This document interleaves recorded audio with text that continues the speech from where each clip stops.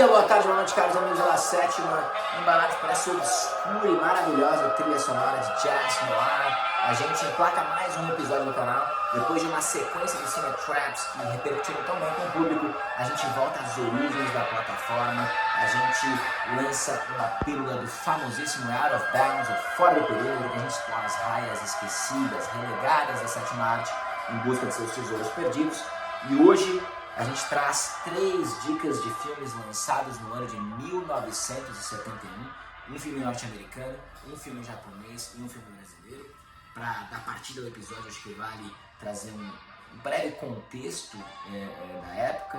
Quando a gente se refere a 1971 ou início dos anos 70, a gente está adentrando ali uma segunda página, um segundo capítulo desse desenvolvimento do cinema novo de contracultura, ainda vivendo os ecos paranoicos e de alta tensão da Guerra Fria, não tão distantes dos dias que abalaram o mundo e colocaram a humanidade em xeque com as diversas ameaças nucleares às quais a gente esteve exposto, com os anos de chumbo, né, tomando forma em diversas geografias importantes, incluindo aqui o Brasil, pós AI-5, com escalada de violência e censura. Acho que a combinação disso com a formação dessa primeira geração de jovens adultos nascidos no apagar da Segunda Guerra, que vão contrapor o modelo mental que prevalecia no período, vai trazer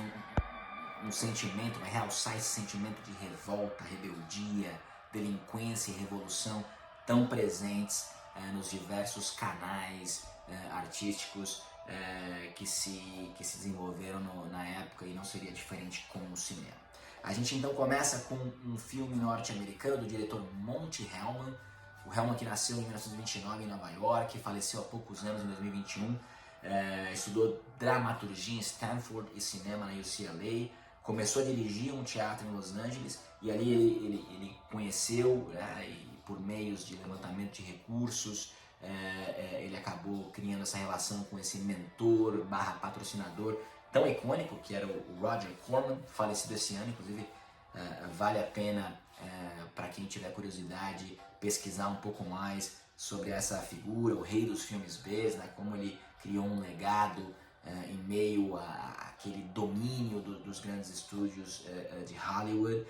Bem interessante a história dele, mas a verdade é que, por influência do Corman, o Monte Hellman acabou começando ali a sua carreira com esses filmes de horror B, até que ele teve uma oportunidade filmando duas películas nas Filipinas, de conhecer esse ator também em ascensão na época, que estava interpretando uma série de jovens com as características às quais a gente se referiu aqui no início, né, os jovens delinquentes, os juvenis delinquentes, o Jack Nicholson, que ele acaba antevendo ali uma janela que ele não deixou escapar, né? Eles saem da Filipinas e já vão pro deserto de Utah para filmar num modelo muito parecido, back to back ali, né? Os filmes praticamente sendo filmados em concomitância, com agendas muito apertadas.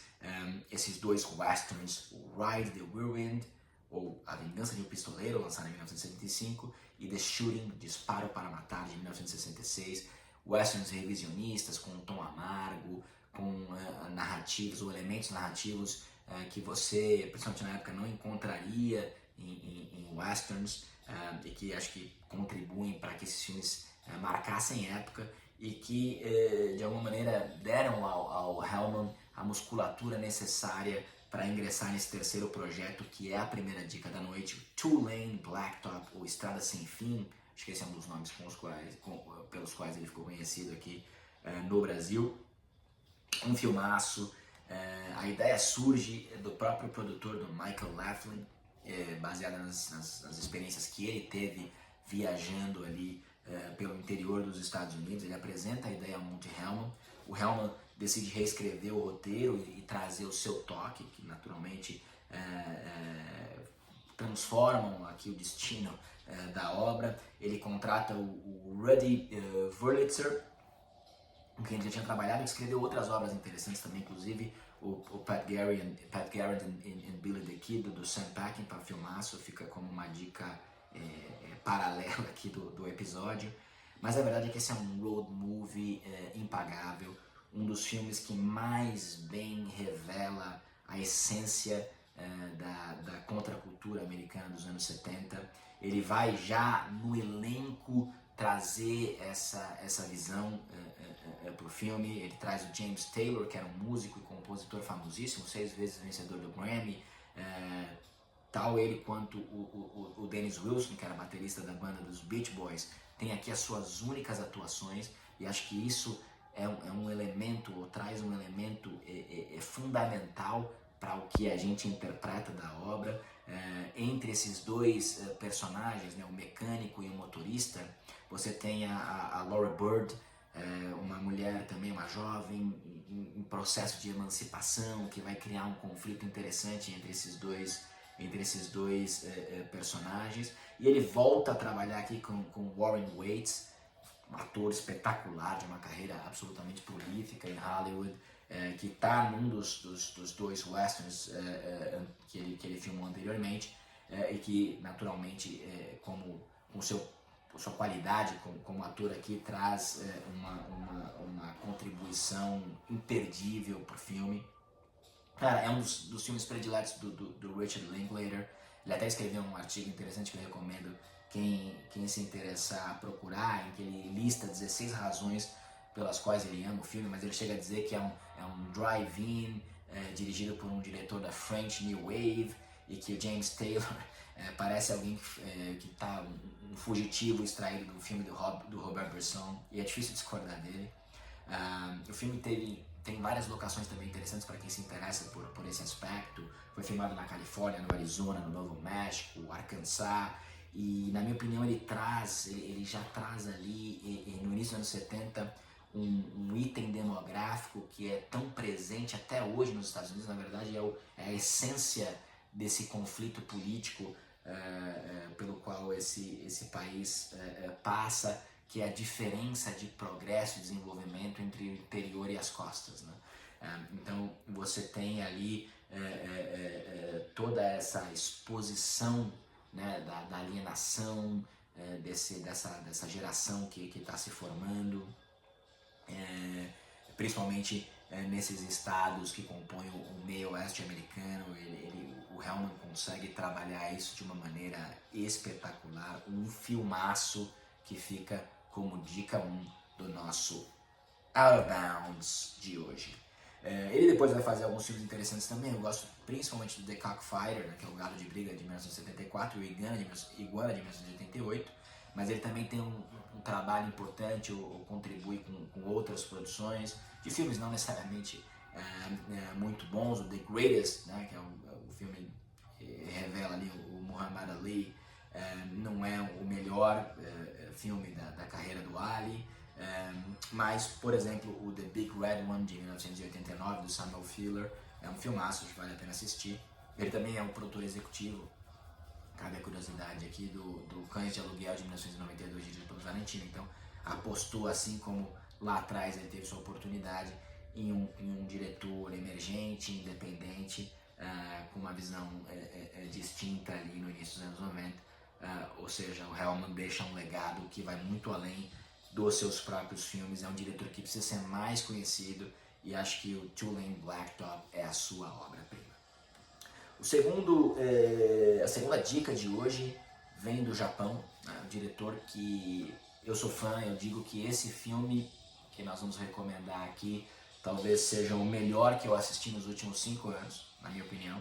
É um cara o Toshio Matsumoto, nascido em 32 e falecido em 2017, foi formado em estética pela Universidade de Tóquio. É um cara que foi, de alguma maneira, adotado e lançado por aquele movimento do Jinken Kobo, que era um workshop experimental de artes japonesas, fundado em Tóquio em 1951. Eles tinham realmente essa rede de apoio para diversos artistas de diferentes modalidades, e que se propunham a trazer inovações socialmente relevantes, e o Matsumoto foi considerado um potencial por esse pessoal. Ele vai trabalhar com muitos curtas para trazer uma ideia do experimentalismo com o qual esse cara se formou. Ele vai pegar, por exemplo, antes de uma viagem do Picasso para o Japão, ele vai pegar a Mona Lisa e vai fazer uma série de transformações e manipulações na imagem, né? Que ele fazia com um sintetizador elétrico para gerar versões psicodélicas do quadro. Ele vai mexer com o fundo, com os diferentes planos e vai mudar a interpretação, né? A mensagem que aquela imagem tão conhecida, tão icônica para todos nós é capaz de gerar. Então era um cara muito voltado para essa parte de fotografia estética. Isso fica muito claro nos seus filmes, mas sempre com também essa curiosidade, esse ímpeto de investigar elementos que a sociedade japonesa, por natureza, é uma sociedade tradicional, que eu gosto de dizer isso sempre quando a gente fala do Japão aqui, não há muito tempo atrás desse período aqui em que os filmes são tratados ou lançados, ainda era um império. Então tem realmente um elo, uma predominância de tradições muito grandes aqui, conservadoras, né? E o Matsumoto vai provocar isso. Em 1969 ele lança um filmaço chamado Funeral Parade of Roses, essa é a tradução naturalmente por inglês. É um filmaço que ele vai explorar ali a cena trans de Tóquio, com um filme meio noir, uma fotografia brilhante, é provocativo, é muito bem construído, esteticamente é absurdo, né? Um filmaço. E para mim, em 71, ele lança esse filme que se tornou o meu predileto da sua carreira, que é o Demons, né? O Shura, escrito e dirigido pelo Matsumoto, baseado numa peça. Conta com um elenco também de qualidade. O Katsuo Nakamura tem mais de 100 créditos na sua filmografia. Para você ter uma ideia, ele faz uma ponta até no Silêncio do Scorsese, que por si só já é uma refilmagem de um filme da novela vague japonesa. É um filme anti-samurai, um filme revisionista. Basicamente aqui a gente está falando de um samurai desgraçado que tem ali um caminho para de repente se tornar um Ronin, mas para isso ele tem que cuidar de alguns recursos, conhece uma geisha e aí ele tem um conflito em como usar esses recursos, acaba sendo roubado pela geisha e aí ele desce uma ladeira shakespeariana de sangue atrás de redenção. Talvez o filme de samurai mais obscuro que eu já tenha assistido. O impacto que ele causa, pelo menos para mim e para as poucas pessoas que eu recomendei já assistiram, é brutal. Esteticamente é algo absurdo, e vale ressaltar aqui o Tatsuo Suzuki, que é o diretor de fotografia, que já esteve no Fora do Perímetro, que era um colaborador frequente do Yoshida. A gente já falou aqui do Yoshida, do próprio Matsumoto, até de outros grandes filmes japoneses. Você pega, por exemplo, o Pastoral do Terayama, que é o Amarcord japonês, também conta com a visão estética desse grandioso diretor de fotografia. Em 1988 ele faz o seu terceiro grande longa, na minha opinião, que é o Dogra Magra, também um filmaço. Ele vai explorar ali questões psiquiátricas, provocar muito a audiência. Não é para todo mundo, mas é um filme também que eu gostei muito, uma experiência que me marcou demais. Então, o Toshio Matsumoto, pessoal, é um cineasta que precisa ser conhecido e que tem esses dois filmaços, pelo menos esses dois vocês têm que assistir. A dica de hoje é o Demons, o Shura, esse filme anti-samurai simples, de orçamento reduzido, sem nenhuma pirofagia, mas que tem um impacto, que gera um impacto brutal em quem o assiste. Dica número 2. E a gente já faz aqui a transição para a nossa terceira dica da noite, um filme brasileiro, dirigido por um italiano radicado no Brasil, Andrea Tonati. Ele que nasceu em Roma em 1944, faleceu em São Paulo aqui em 2016, mudou-se para o Brasil com 11 anos de idade. Um cara também pioneiro no desenvolvimento do cinema marginal no Brasil. Ele trabalhou muito com os Guns Ela no começo, ou seja, dos principais nomes da boca de lixo, né? Como ficou conhecida essa indústria de cinema marginal ou inovativo, como outros que não gostavam do termo marginal se referiram a essa linha de produções ideológicas, de contracultura. Esse cara ele foi um divisor de águas, porque o filme que nós vamos indicar aqui, o Bang Bang, de 1971, ele já foi de partida selecionado para a quinzena de realizadores de Cannes, então dá uma nova cara para o cinema marginal, né? Mas era um cara também que trazia na sua narrativa uma quebra um pouco maior, um desafio um pouco mais intenso em relação a outros grandes nomes. A gente falou do Rogério Sganzella, por exemplo. A narrativa para o Tonati, ela também tinha que ser um instrumento de revolta contra o tradicional. Então, se você assiste principalmente o Bang Bang, né, do início da sua carreira, você vai ter uma narrativa que é muito provocativa, né? Ela é praticamente uma ode à não realização. O tempo todo você está esperando que o filme se desenvolva, que as pontas apresentadas se conectem, mas ele, como ele mesmo diz em diversas entrevistas, sempre que algo parece óbvio, ele pega uma tangente, ele pega uma marginal, né? E foge da obviedade. O Tonati, antes da gente falar um pouco mais sobre o filme, né? O Tonati ele tem uma carreira muito interessante, né? Ele tem uma vida muito interessante. Ele começa com esse cinema de revolta, cinema marginal, mas ele depois também vai focar muito nas docuficções. Ele foi morar e foi explorar a vida, né? Explorar no sentido investigativo, naturalmente, a vida de comunidades indígenas das quais a gente nem ouvia falar, não só no Brasil, mas em outros países da América do Sul, em Minnesota, nos Estados Unidos. Então sempre com essa abordagem de cinema de guerrilha, muito material filmado. Ele na verdade teve até pouca conversão de material que ele coletou ao longo da sua vida em produto final. Mas eu destaco o Olho por Olho de 1965, é uma curta que ele fez muito bom. O Blá Blá Blá de 68 também é um filmaço. É um média-metragem aí pelos thresholds né, que a gente está acostumado a usar, com as réguas que a gente está acostumado a usar. O Bang Bang é um longa. Esses três filmes estão, na verdade, o Blá Blá Blá e o Bang Bang e o Serras da Desordem, né, que foi lançado em 2006, são três filmes que estão na lista de 100 melhores filmes de todos os tempos da Abrancine, os melhores filmes brasileiros de todos os tempos de 2006. O Serras da Desordem é um filmaço, longo, difícil, mas uma experiência transformadora para quem tem coragem de sentar ali por algumas horas na frente do filme. O Bang Bang ele também foi premiado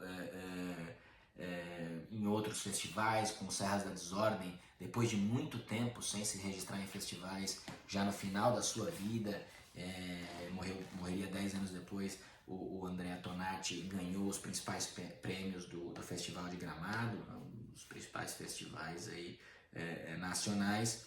Mas a dica nossa aqui é a do Bang Bang. É um filme novamente bastante provocativo. Ele traz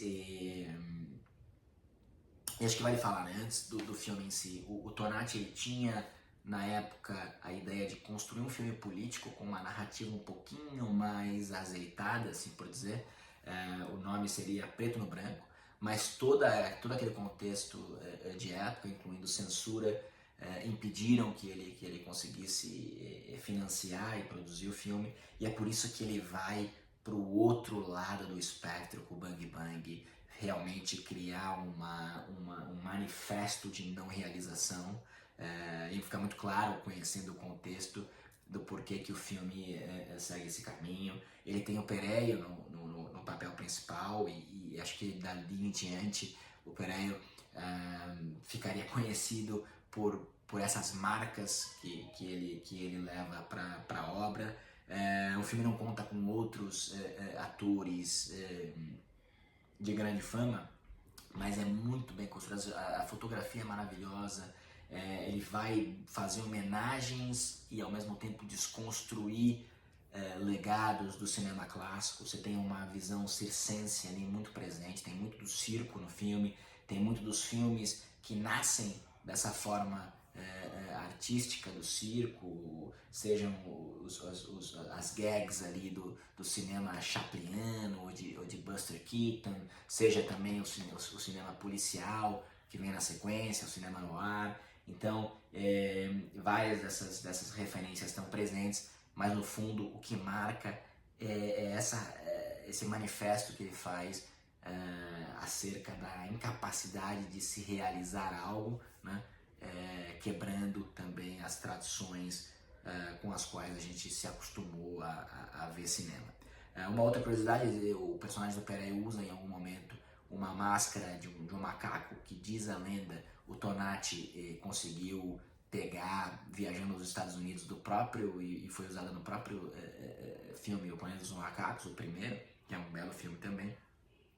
E acho que essa também traz um tom de metalinguagem, uma vez que você é capaz de interpretar ali que o Perey, que o personagem dele na trama é um ator e também vive essa confusão entre a vida real e a atuação, né? Acho que o filme também tem uma vertente de metalinguagem muito presente. Um filmaço, a gente não gosta de falar muito para não estragar aqui a dica, mas um filme brasileiro que vale muito a pena conferir. Então, a gente finaliza com essas 3 dicas, mais uma aventura aqui do nosso Out of Bounds, do nosso Fora do Perímetro. Como você conhece, sem edições, sem cortes, né? Um exercício aqui num take só. Monte Hellman com o filmaço Two-Lane Blacktop, o nosso queridíssimo Toshio Matsumoto com o filmaço Demons, e o grande Andrea Tonati, um dos italianos radicados no Brasil que contribuíram para a construção do nosso cinema, né? Com o Bang Bang de 1971, esse expoente do cinema marginal. Fica com vocês, mais um Fora do Perímetro. Um forte abraço, te vejo na próxima.